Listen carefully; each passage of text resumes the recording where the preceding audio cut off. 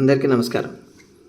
మిత్రులారా, honey water, lime ఇది తీసుకుంటే వెయిట్ తగ్గుతారు అని చెప్తున్నారు. ఒక స్పూను తేనె తీసుకుంటే దాంట్లో 30 నుంచి 35 క్యాలరీస్ వస్తాయి. మరి క్యాలరీస్ తీసుకుంటే వెయిట్ పెరగాలి కదా, తగ్గడం ఏంటి? దీని లాజిక్ ఏంటి? అలాగే నీళ్లు తాగితే వెయిట్ తగ్గుతారా? ఇప్పుడు మన బాడీలో హీట్ ప్రొడ్యూస్ కావాలంటే చన్నీళ్ళు తాగాల, వేడి నీళ్ళు తాగాల? ఎందుకంటే హీట్ ప్రొడ్యూస్ కావాలంటే లోపల థర్మోజెనిసిస్ జరగాలి. అంటే ఫ్యాట్ బర్న్ అయితేనే మన బాడీలో హీట్ ప్రొడ్యూస్ అవుతుంది. మరి ఏ నీళ్లు తాగితే బెటర్?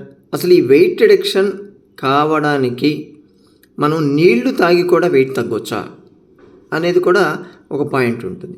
అలాగే కొన్ని థర్మోజెనిక్ ఫుడ్స్ ఉంటాయి, అంటే అవి తీసుకుంటే హీట్ ఎక్కువ పెరుగుతుంది.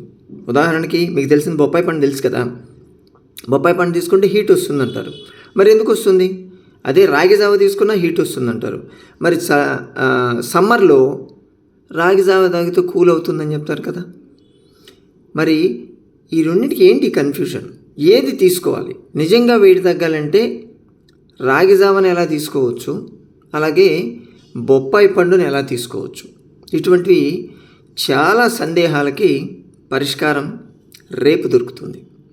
రేపు పొద్దున 11 గంటల నుంచి 12 గంటల వరకు మనము వెయిట్ రిడక్షన్ మీద ఒక జూమ్ మీటింగ్ కండక్ట్ చేస్తున్నాం. దాంట్లో ఇటువంటి సందేహాలన్నింటినీ నివృత్తి చేసుకునే అవకాశం ఉంటుంది. దీన్ని అందరూ ఉపయోగించుకుంటారని ఆశిస్తున్నాను. లిమిటెడ్ ఉంటాయి. కింద స్క్రోల్ అవుతున్న నంబర్కి ఫోన్ చేయండి. మరోసారి మళ్ళీ కలుసుకుందాం. నమస్తే.